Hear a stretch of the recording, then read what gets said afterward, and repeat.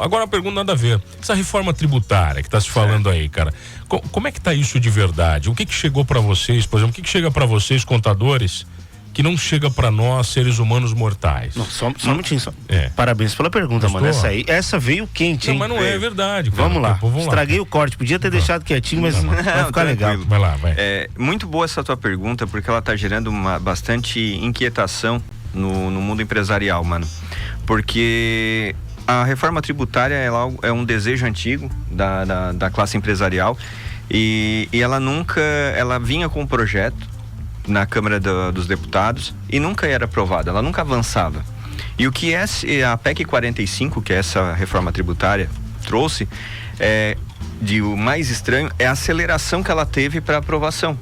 Porque, para vocês entenderem, nesse caso, ela tem que ser votada 2 vezes e aprovada na Câmara dos Deputados, depois vai para a Câmara do Senado, mesmo procedimento, para depois ir para a sanção presidencial. E o presidente ele pode vetar e daí volta de novo para fazer as correções, mudanças, enfim.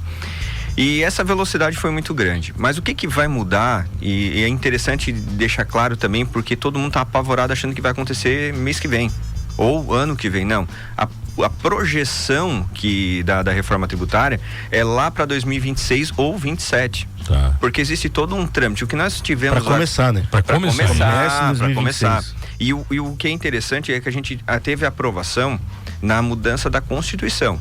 Depois vai ter uma lei complementar onde vai normatizar o processo dos tributos. Para a gente entender o que aconteceu, qual é o projeto, o que está havendo.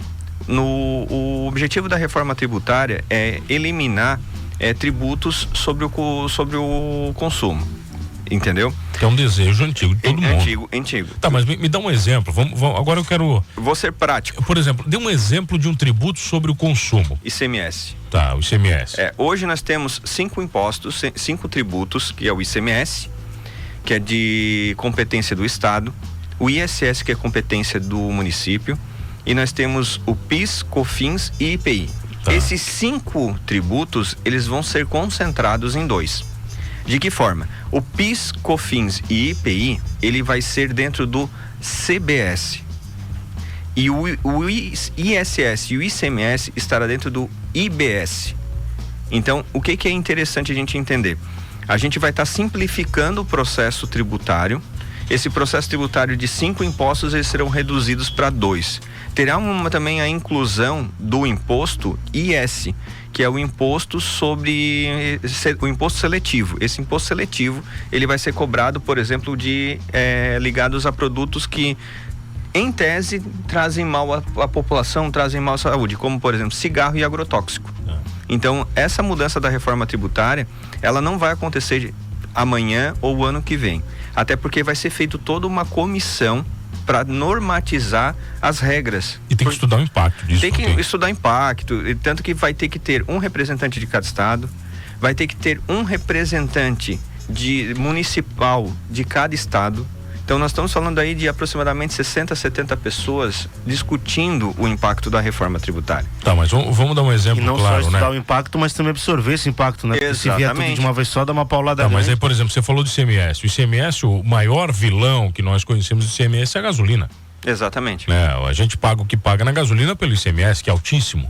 Exato. E cada estado decide o ICMS que coloca, é isso mesmo? Isso. O ICMS, por ser um imposto que os estados têm a competência de legislar, cada estado consegue normatizar e criar regras, criar benefícios fiscais destinados a população.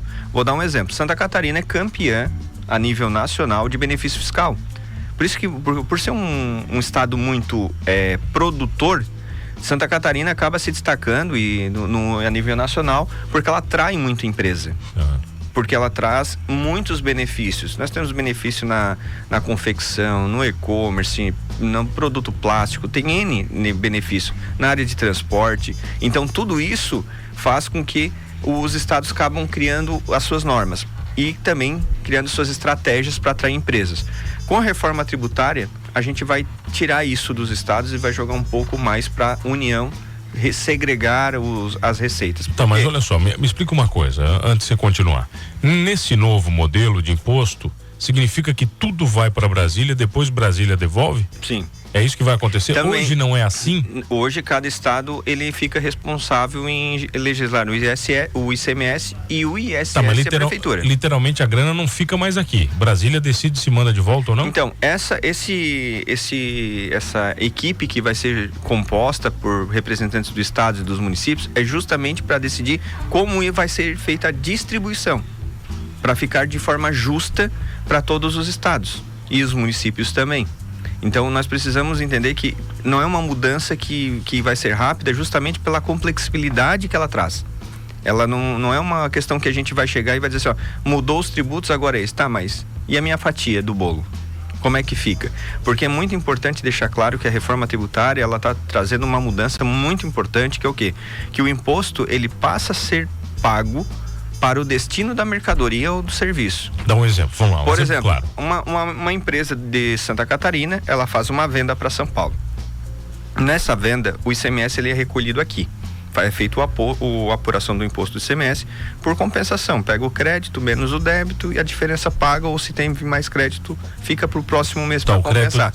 Ter compara São Paulo com Santa Catarina. Não. O crédito das minhas compras referente às minhas saídas. Tá.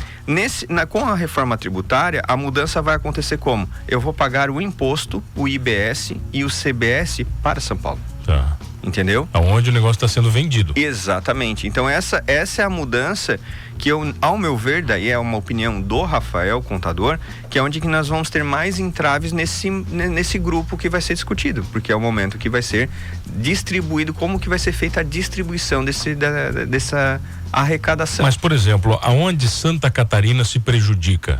Por exemplo, o que pode acontecer que acaba prejudicando o nosso estado, por exemplo? Você consegue ter uma previsão?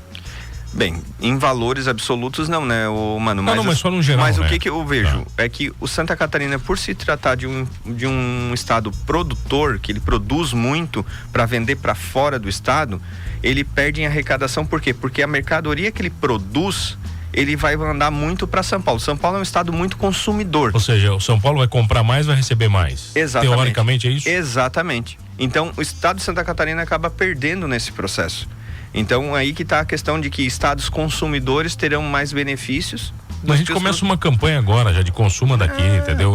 Adoramos consumismo. Vambora, nós gostamos de consumir. Aí vai começar as novas estratégias onde até os nossos governantes vão ter que repensar o modelo de incentivo para as empresas. Mas esse modelo tributário já é aplicado em algum lugar do mundo? Nós estamos copiando de alguém ou não? Na verdade, esse modelo, não existe um modelo que é réplica do outro, né? Mas quem trabalha muito nesse formato é a própria União Europeia. Tá. Muitos países da União Europeia trabalham com o IBS e o CBS. Então tá. E com certeza isso vai ser bandeira de campanha, né? Porque em 2026, quando começa a primeira etapa da reforma, tem eleição geral. Tanto para presidente quanto para governador. Então isso aí eles vão bater bastante. Aqui do estado, se eu não me engano, a maior parte dos deputados federais catarinenses votaram contra a reforma, né? Talvez por causa dessa perda de arrecadação que a gente vai ter aqui no estado. Daí é como eu falei, estados produtores como Santa Catarina, como Rio Grande do Sul, eles acabam perdendo muito, porque são estados que produzem muito para mandar para fora, para outros estados.